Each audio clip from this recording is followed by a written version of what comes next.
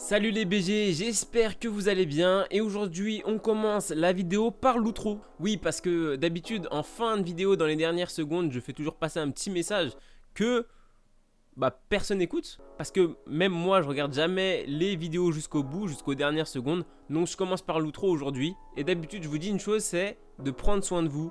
Voilà.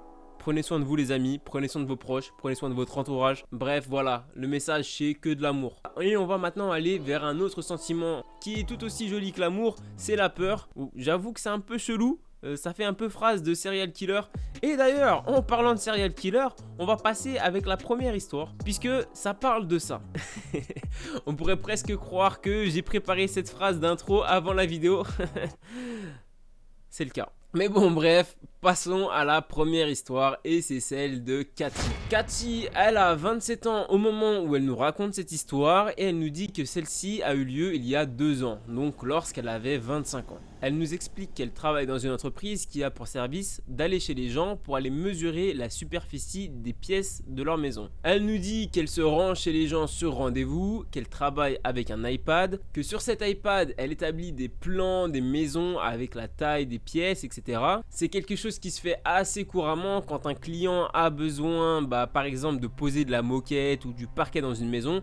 Cette personne, elle peut faire appel à justement cette entreprise pour mesurer la superficie de la pièce pour ensuite acheter du carrelage ou bref, peu importe. Bref, voilà, c'est son métier. Elle était vraiment très douée dans son métier, donc elle nous explique que son employeur, il avait pour habitude de lui donner beaucoup de travail. De ce qu'elle nous dit, elle avait environ 10 à 14 rendez-vous par jour. Donc voilà, un jour, elle était sur le point de terminer sa journée de travail, elle se dirigeait chez son dernier client. Cathy nous dit que la maison du client se situait au milieu de nulle part, qu'elle était un peu épuisée et surtout qu'elle était agacée puisque le client n'était pas là à l'heure du rendez-vous. Elle a quand même décidé d'attendre son client et une dizaine de minutes plus tard, une voiture s'est arrêtée à côté d'elle. C'était un homme d'âge moyen, chauve, il était vêtu d'un costume avec une cravate et surtout, il avait l'air un peu maladroit. Mais bon, il s'est excusé et il a laissé Cathy rentrer chez lui. En entrant dans la maison, Cathy, elle observe une chose, c'est que la maison, elle était impeccable et très organisée. Il y avait seulement quelques meubles bien rangés et surtout dans la maison, ça sentait les produits de nettoyage. Au début, ça ne lui a pas semblé si étrange que ça. Bref, elle continue un petit peu d'inspecter la maison et elle nous dit qu'elle a aussi aperçu 2 chats qui se prélassaient dans la maison. Mais d'un coup, l'homme a commencé à agir un peu bizarrement lorsque Cathy se dirigeait vers la première chambre. Il lui a dit cette phrase qui peut être banale mais qui lui a paru bizarre. En effet, puisque l'homme a dit que ses chats avaient l'air d'apprécier Cathy, alors qu'en général, il n'appréciait pas du tout les inconnus. Si Cathy, elle était un peu surprise par ces simples paroles, c'est surtout parce que, en fait, les chats ne bougeaient pas du tout.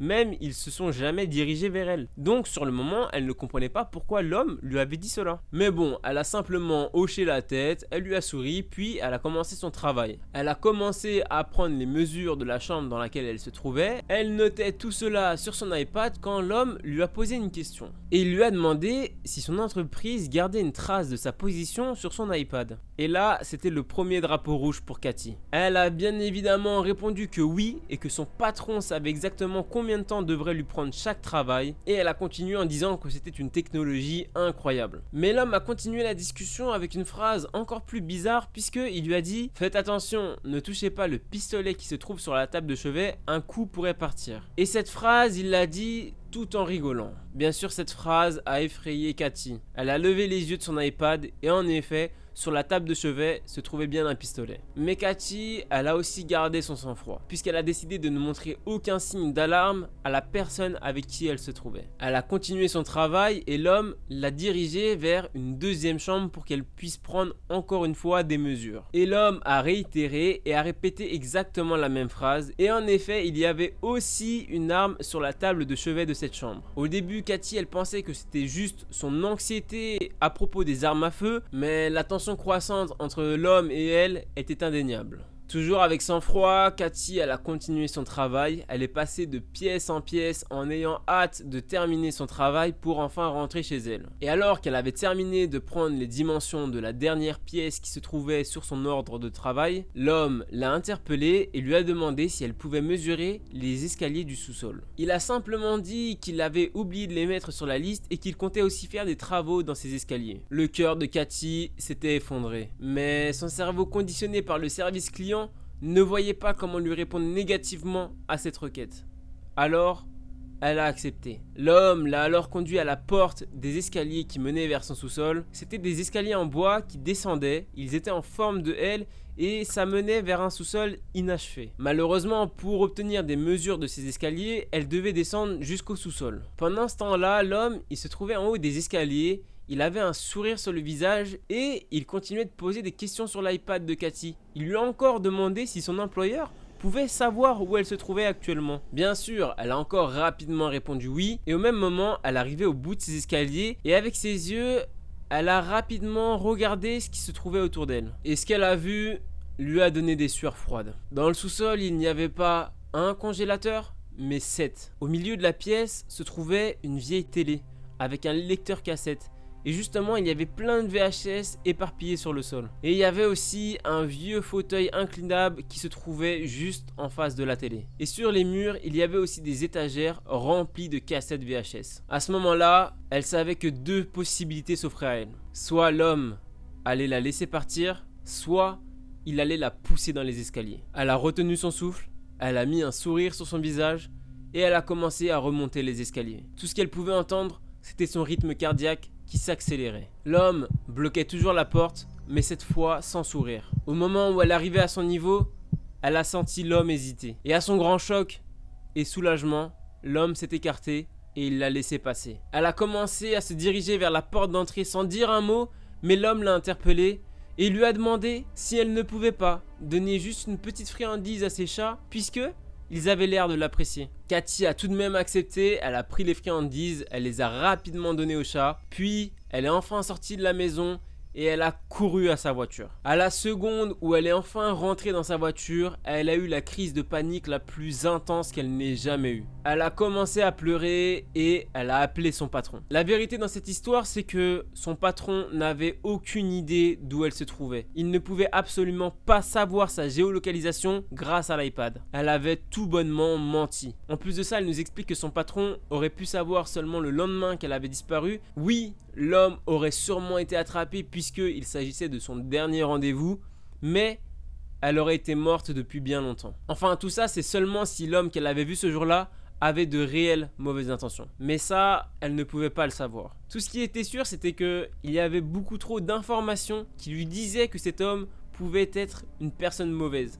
Sa maison qui était un peu trop clean, et surtout les 7 congélateurs qui se trouvaient dans son sous-sol, et aussi ces dizaines de cassettes qui se trouvaient dans son sous-sol, et on ne savait même pas ce qu'il y avait dessus. Et voilà, c'est comme ça que se termine cette première histoire. Il y avait beaucoup de tension dans cette histoire sans peut-être aucune raison. Enfin, il y avait quand même beaucoup de signes qui montraient que cette personne, elle était un peu bizarre. Mais bon, on ne peut être sûr de rien. Tout ce que je sais là, c'est que c'est la pause entre les 2 histoires.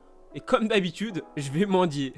Si jamais t'aimes bien le contenu que je te propose pour l'instant, bouge pas, il y a une 2e histoire qui arrive. Mais surtout c'est important, si tu veux me soutenir, n'hésite pas à t'abonner, lâcher un petit like et à prendre quelques secondes et de venir dans la description pour aller me suivre sur les différents réseaux sociaux qui se trouvent en bas. Comme je l'ai dit, ça prend que quelques secondes, c'est pas grand chose, mais ça m'aide beaucoup. Alors si tu le fais, je te remercie. Voilà, la partie un peu chiante où je réclame des choses, elle est passée. On passe tout de suite à la 2e histoire. Donc pour cette dernière histoire, on est avec Lucie. Elle a la vingtaine et cette histoire se déroule il y a 5 ans. On est en été avant sa dernière année en université. Elle nous dit qu'elle a un petit frère qui s'intéresse énormément aux objets militaires. Et récemment, il a fait l'acquisition d'une paire de lunettes de vision nocturne. Et un jour, il les a laissées chez Lucie. Alors un soir, alors qu'elle était seule chez elle, elle s'ennuyait. Elle a décidé d'aller essayer les lunettes dans une zone de randonnée. Rétroprospectivement, elle nous dit que cette idée était assez stupide, puisque c'était une jeune femme et que ce soir-là, elle était seule. Mais bon, elle le dit elle-même, elle était jeune et stupide, et surtout, elle était très excitée à l'idée de pouvoir voir des animaux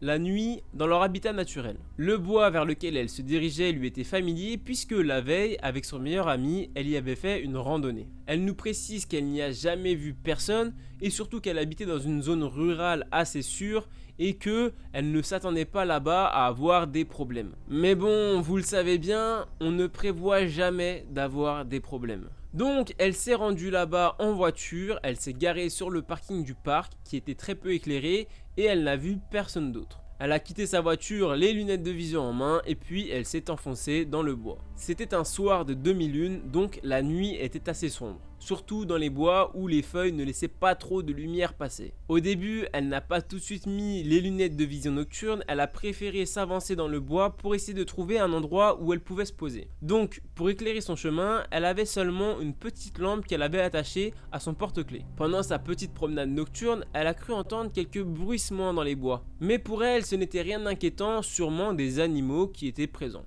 Et surtout, elle espérait que ce soit un cerf puisque c'était l'animal qu'elle souhaitait observer ce soir-là. Après avoir marché une bonne distance, elle a trouvé une bûche qui était tombée sur laquelle elle pouvait s'asseoir. Alors enfin, elle s'est assise et elle a mis des lunettes de vision nocturne. Je sais pas si vous avez déjà essayé ce genre d'objet, mais c'est assez impressionnant. Ça peut transformer l'obscurité totale en une lumière comme le jour. Tout paraît sur des tons verts, mais c'est assez lumineux et clair. Bref, pendant un moment, elle s'est un peu amusée à regarder tout ce qui se trouvait autour d'elle. Il y avait des tamias qui jouaient dans les branches des arbres, elle a pu aussi voir une chouette qui clignait des yeux, mais elle ne pouvait pas voir de cerf. Donc, elle a pensé que peut-être il ne voulait pas s'approcher d'elle, que ce soit dans l'obscurité ou non. Alors elle s'est dit qu'elle devrait peut-être trouver un autre endroit un peu plus caché pour pouvoir les observer. Elle s'est encore un peu plus enfoncée dans les bois et elle a enfin trouvé un arbre énorme. Il était parfait pour pouvoir grimper. Elle a toujours adoré grimper aux arbres, donc c'était pas un problème pour elle de l'escalader et de se poser sur une branche.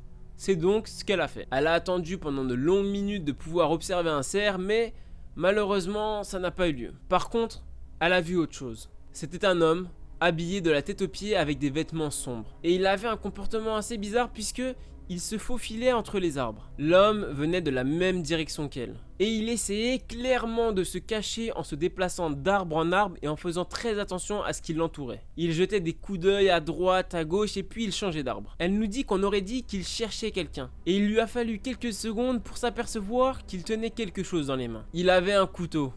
Un grand couteau. Et il le tenait comme s'il était prêt à l'utiliser. Ce n'était pas la saison de la chasse et surtout, elle se trouvait dans un bois qui était protégé. En tout cas, le gars était seul et il n'était pas habillé en tenue de chasse. Elle était soudain consciente de sa situation. Une jeune femme seule, sans arme à feu, au milieu d'un bois la nuit. Elle n'avait pas de téléphone portable sur elle. Mais même si elle en avait un, elle nous dit qu'elle ne l'aurait pas utilisé, par peur d'attirer l'attention de cette personne. Lucie était terrifiée, elle avait peur que l'homme lève les yeux et l'aperçoive. Elle était assise sur sa branche, effrayée, sans respirer, et elle continuait de le regarder. Il continuait son processus méthodique et furtif de scrutation. Et surtout, elle ne savait pas quoi ou qui l'homme était en train de traquer. Quand tout d'un coup, une pensée écœurante l'a frappée. Elle s'est souvenue des bruissements qu'il y avait quand elle se promenait. Elle s'est dit que peut-être l'homme la suivait depuis un moment. Encore plus surprenant, elle a pensé à autre chose. Sur le chemin qu'elle a pris en voiture pour rejoindre le bois, il y avait une voiture blanche qui la suivait. Ça l'avait un petit peu intriguée sur le moment, mais quand elle était rentrée sur le parking du parc, la voiture qui la suivait avait continué son chemin. Mais maintenant, alors qu'elle était horrifiée à la vision de cet homme, elle ne se demande si ce n'était pas lui, le conducteur de la voiture blanche, qu'il avait fait demi-tour et qu'il était lui aussi venu se garer sur le parking du parc. Toujours assise et paralysée par la peur, elle continuait de regarder cet homme. Ce moment lui a paru être une éternité, mais en réalité ça a duré environ une trentaine de minutes. Et il y a eu un moment assez déchirant. Ce moment où il s'est arrêté juste au pied de l'arbre sur lequel elle se trouvait. Elle était pratiquement sûre qu'il allait lever les yeux et la trouver. Mais il ne l'a pas fait. Au bout d'un moment, il a semblé abandonner le plan qu'il avait en tête. Elle l'a entendu dire merde, et puis il est retourné sur ses pas. Lucie est restée dans l'arbre, mouillée de sueur et de pleurs, jusqu'au lever du soleil. Quelques heures plus tard, toujours terrifiée, elle est descendue de l'arbre, et elle s'est dirigée vers le parking. L'homme était bien passé par là, puisque la voiture de Lucie avait été vandalisée. Son pare-brise avait été brisé par une pierre et toute la peinture de sa voiture avait été rayée par quelque chose de tranchant. Vraisemblablement, un couteau qui aurait pu ce soir-là se retrouver dans la poitrine de Lucie. Ce soir-là, Lucie a eu beaucoup de chance d'avoir sur elle des lunettes de vision nocturne. Ça lui a permis de voir l'homme avant qu'il ne puisse la voir et ainsi, elle a pu rester en sécurité dans sa petite cachette au sommet de son arbre. Bien sûr, Lucie est rentrée chez elle, elle a appelé la police, mais depuis, elle n'a jamais eu aucune nouvelle de cette histoire. C'est comme ça que se termine cette histoire et c'est comme ça que se termine cette vidéo. Je vous remercie d'avoir regardé jusque là, j'espère que ça vous a plu. Si c'est le cas, je le répète, tu mets un petit like, tu t'abonnes, tu commentes, tu fais tout ce que tu veux, tu viens me suivre sur les réseaux. Bref, fais-toi plaisir et fais-moi plaisir. Moi, je te dis à bientôt pour une prochaine vidéo. Et en attendant, comme je l'ai dit en début de vidéo, prenez soin de vous, les BG.